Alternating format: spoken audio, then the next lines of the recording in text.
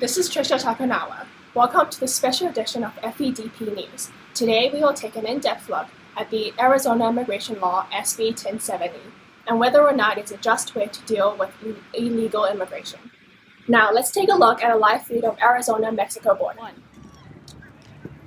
Hey, come on, get, come on. No, oh, you done fucked up, no. So Marshall, what just happened there? Well, clearly there was a breach in security, but I assure you that will not and it cannot happen again. We will not allow such misbehaviors to happen again in our great state. Hey, you! Here's Tom Tucker with more details on the Arizona immigration law. Hey, thanks Trisha. Well, this law, SB 1070, was first signed into action on April 23rd, 2010, after years of immigration debate in Arizona. This law requires immigrants to carry their alien registration documents at all times, and requires police to question people if they suspect they're in the U.S. illegally. Failure to present proper documentation may lead to fine or even arrest. As you would imagine, this is a sensitive topic for all involved. U.S. citizens with proper documentation are among those outraged. We caught up with disgruntled citizen Maria Guadalupe Ramirez Ricardo Gutierrez III to hear her thoughts on the matter. Hey, I think this is absolutely totally unfair. My poor mom, had to swim upstream up the Rio Grande River just so I can have a chance in America, so I can have that full education every other person can have in America. I was born here, not in Mexico, unlike my mother, so I should have the rights as Americans. Why do I need to get stopped just because of the color of my skin so I can see my green card, even though I was born here? What if I was walking with my friends, all my white friends, and I get stopped because I'm tan, I'm Hispanic? Who carries around their birth certificate? Do you carry around your birth certificate? That's what I thought. What is this racial profiling? Why am I racial profiled just because of the color of my skin? African Americans fought for this, so I think Hispanics should be fought for this too. This is absolutely bull. This is racial profile. I don't think this is fair. This is unright for my human rights because I was born here, not Mexico, and I should have the same rights as the American citizen. Our country prides ourselves with freedom to do whatever we want, and reasonable suspicion is just a fancy word for racial profiling. My best friend all the way from Mexico, because she didn't have her green cards that time when the policeman got her, now because she has a misdemeanor, she can't have that full education and go to college unlike I am. I think this is absolutely bull. Just because she didn't have her green card that day, she can't go get that education that America prides itself for. And this is absolutely wrong, and this should be abolished. This is not how it should be. So now let's go to the street to hear a different viewpoint of this law. We're on the street, and here's Billy Bob Joe from Arizona with his opinions on the Arizona immigration law. The Arizona immigration law, SB 1070. What law is that? That's the law that says that Hispanic immigrants in the country has to carry their identification with them at all times. Oh, that law. Oh, you see, that law is good law. I like that law. Why do you like it? You know, these immigrants coming over the country, and I can't stand it. I can't stand it at all. Why can't you stand it? Are they taking your jobs? They're taking my brother's jobs. He's at the cotton factory over there. He's trying to make a living for his family, and I'm over here trying to pay him his debt. I'm letting him get rent, and it's just not good. They're taking their jobs. It's not good. So you think this is a good law, and you think we should keep it? I think we should keep this law. Thank you, Bill. Wow, great stuff, Trisha. Now let's take a short break to hear the weather report today. 300. It's raining, yo. Thank you, Chief Keith. That was very informative. Here we have two segments of speeches from both President Barack Obama and Arizona Governor Jan Brewer with their thoughts on illegal immigration. I prayed for strength, and I prayed for our state before I signed Senate Bill 1070. I did so because I firmly believed it represented what was best for Arizona. Border-related violence and crime and the significant financial cost due to illegal immigration are critically important issues to the people of our state and to me, both as governor and as a citizen. As I have said, this is the day that we have been waiting for. And make no mistake, Arizona is ready.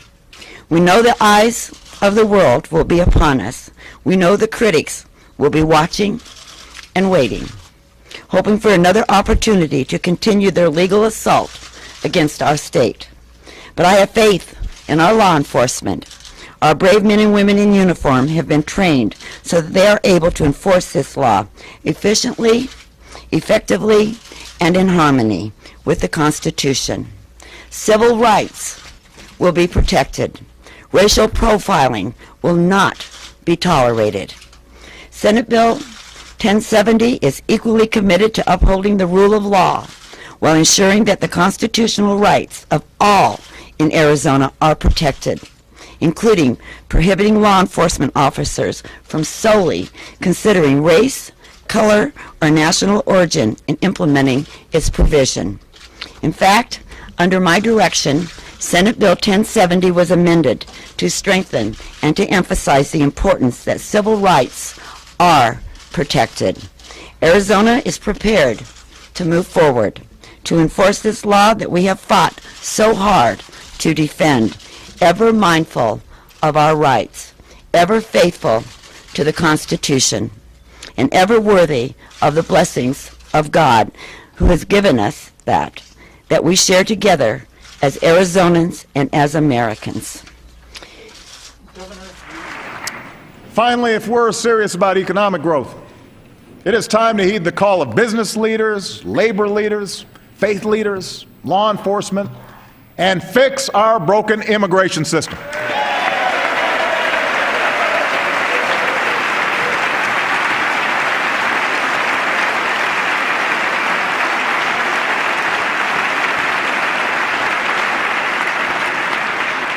Republicans and Democrats in the Senate have acted, and I know that members of both parties in the House want to do the same.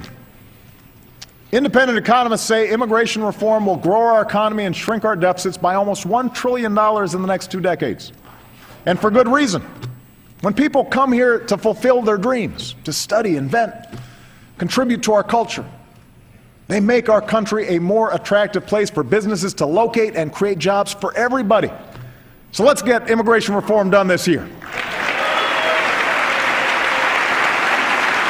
Let's get it done. It's time.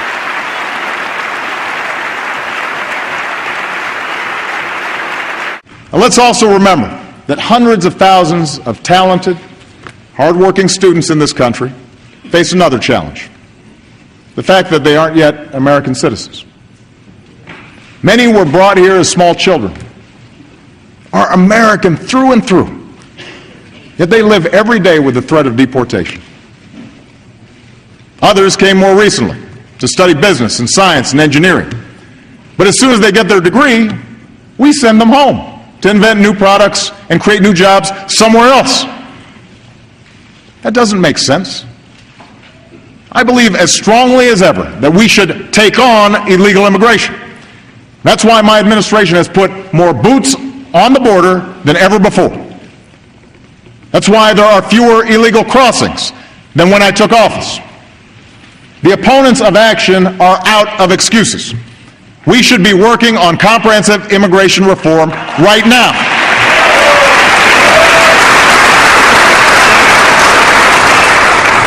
But if election year politics keeps Congress from acting on a comprehensive plan, let's at least agree to stop expelling responsible young people who want to staff our labs, start new businesses, defend this country.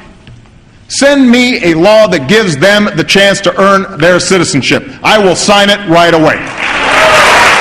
Now let's go to Richard Gill from Economic USA with some economic analysis on this matter. Hello, this is Richard Gill. I'd first like to discuss what a marginal cost and a marginal benefit is. Marginal cost is the change in price that arises when a quantity produced has an increment of unit.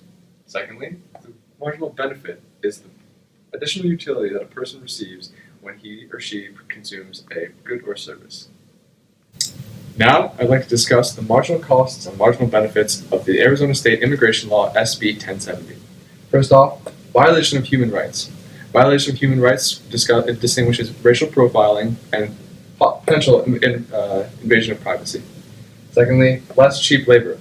Immigrants will be willing to be paid lower wages for jobs since they are coming over here to get a job.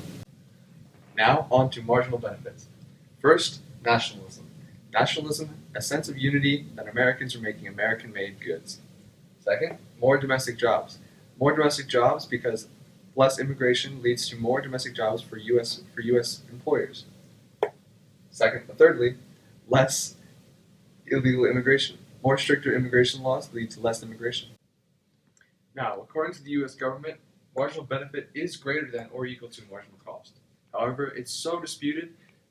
Do we really know if marginal benefit is greater than or equal to marginal cost? You decide.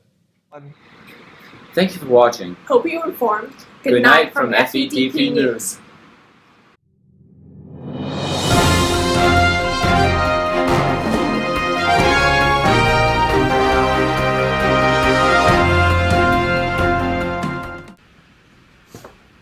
Bang, bang.